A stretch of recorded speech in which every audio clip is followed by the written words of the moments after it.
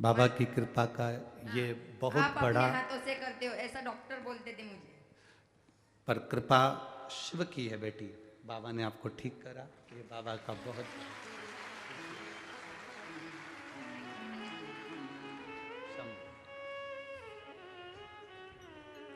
शिव कृपा।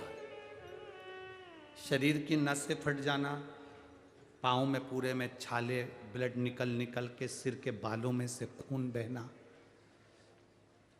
शरीर में से रक्त बहना, इस सब उसने अपना पूरा पता वगैरह भी लिखा है, मोबाइल नंबर भी लिखा है उस बेटी ने। मेरा नाम पल्लवी समाधान चौहान है। मैं नांदगांव नासिक से हूँ, नांदगांव नासिक की रहने वाली हूँ। उसने अपना पूरा एड्रेस पता सब लिखा। शिव तत्व है, अवघड़ी है शिव। आप विश्वास लेकर एक भरोसे के साथ अगर शिव जी पर एक बेलपत्र समर्पित कर रहे हो, एक लोटा जल जब आप देवाधिदेव महादेव को चढ़ा रहे हो, उसका आचमन कर रहे हो, तो मेरा बाबा हाथ छोड़ता नहीं है, फिर पकड़ कर ही रखता है, पकड़ कर ही रखता है।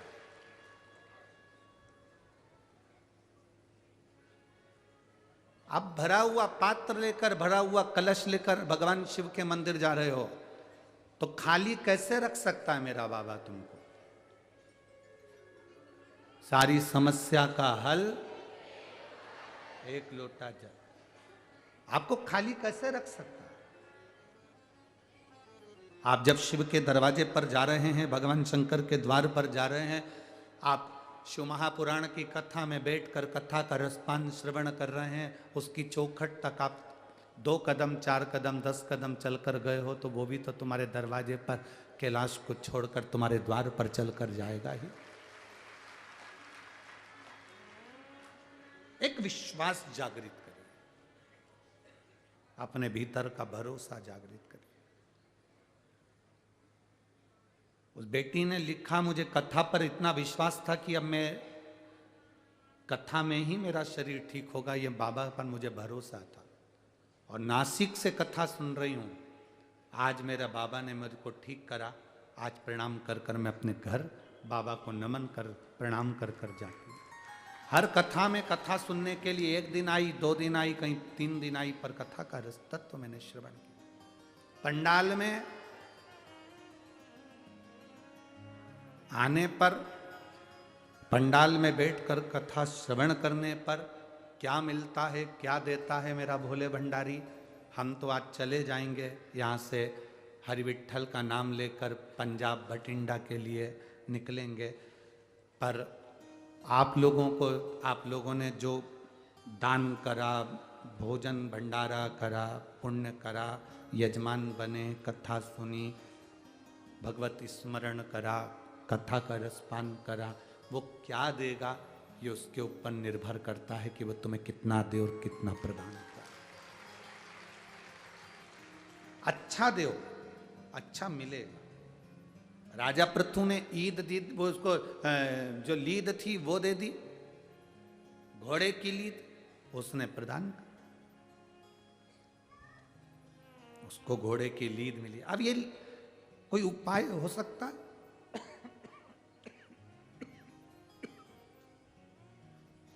कोई उपाय?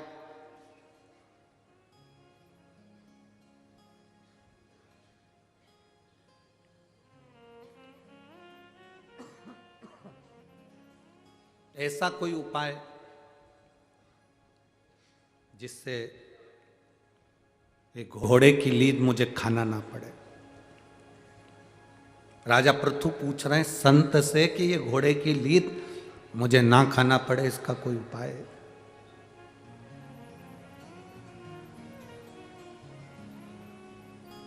यदि इसका कोई उपाय हो तो मुझे जरूर बताओ। कहा, जब आप राजभवन में जाएं और आपके नगर के लोग यदि आपकी बुराई करें, आपके लिए अपशब्द कहें, निंदा करें, तो आपका पाप उनके खाते में चला जाएगा। आप फिर लीद नहीं खाओगे, वो घोड़े की लीद उनके हिस्से में चली जाएगी जो आपकी निंदा करते हो।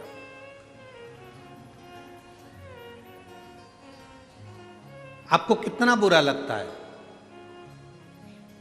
संसार में जन्म लेने वाले मनुष्य को कोई निंदा कर दे, कोई अपशब्द कह दे तो बुरा लगने लगता है ना।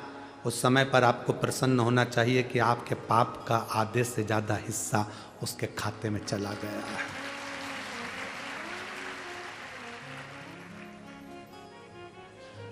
आपको यह प्रसन्नता होना चाहिए कि आपका आधे से ज्यादा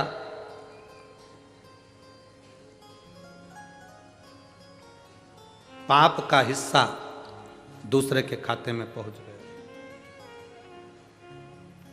गाली देने वाले को क्या लगता है, उसने गाली दे दी तो वो बड़ा बन गया, अपशब्द कह दिया तो बड़ा बन गया? नहीं।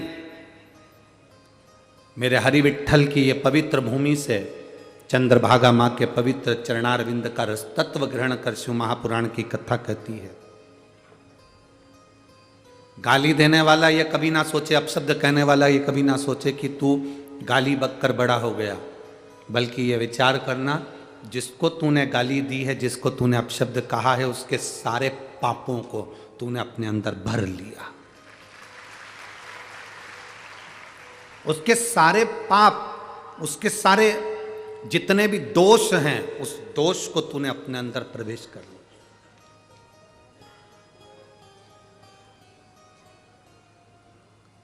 प्रेम की जो वाणी है, अच्छी जो वाणी है, वो जीवन का एक सुख देने वाली है।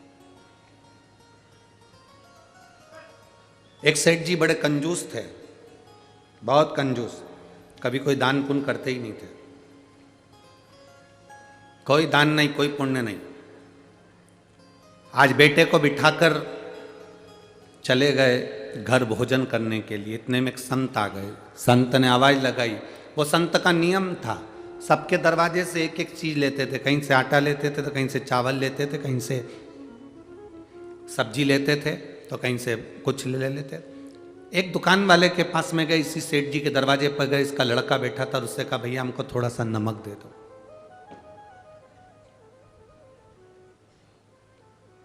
हमको थोड़ा सा नमक दे दो। लड़के ने डब्बा खोला, नमक निकाल कर दे दिया।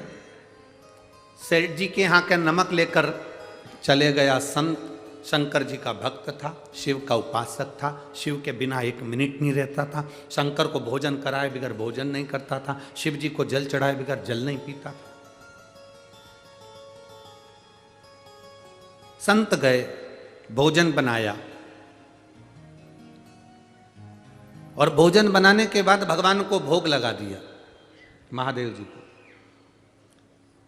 साहूकार गया अपनी दुकान पर और बेटे से पूछा, क्यों बेटा क्या क्या बेचा?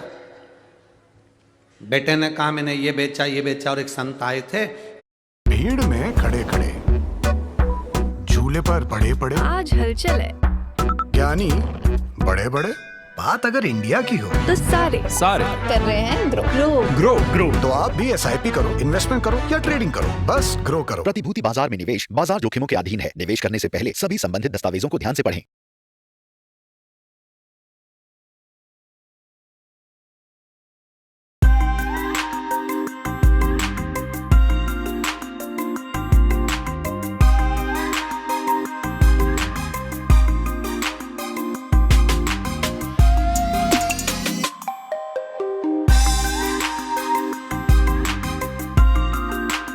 Joy, beautiful by nature.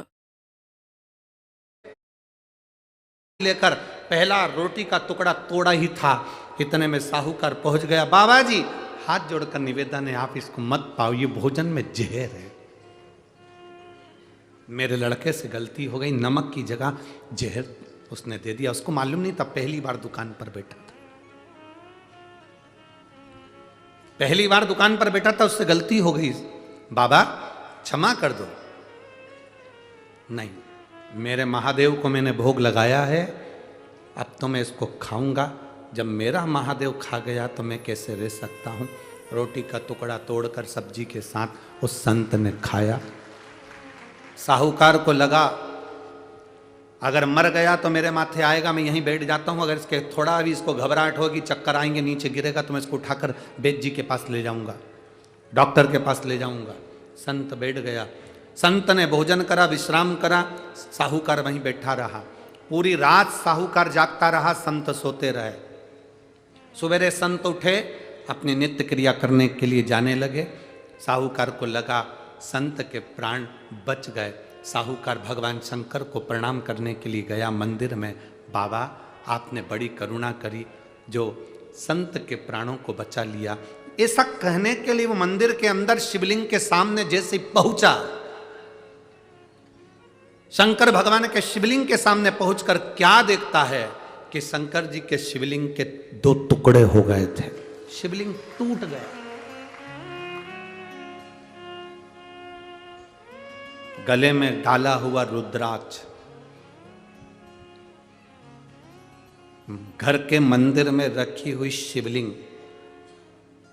Kubereshwar धाम से लाया गया कंकर,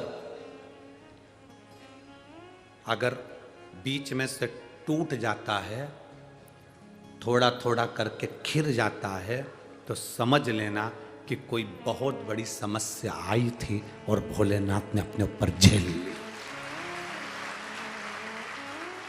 रुद्राक्ष शंकर भगवान का शिवलिंग, तुम्हारे घर में रखा हुआ शिवलिंग, रुद्राक्ष तुम्हारे गले में पड़ा हुआ रुद्राक्ष हो, घर में रखा हुआ रुद्राक्ष हो। इसीलिए हम बार बार कहते हैं कि अगर इस पृथ्वी पर रह रहे हो, इस भूमंडल पर रह रहे हो, तो अपने गले में एक रुद्राक्ष अवश्य धारण करो, वो तुम्हारे कवच है, बाल बांका नहीं होने दो।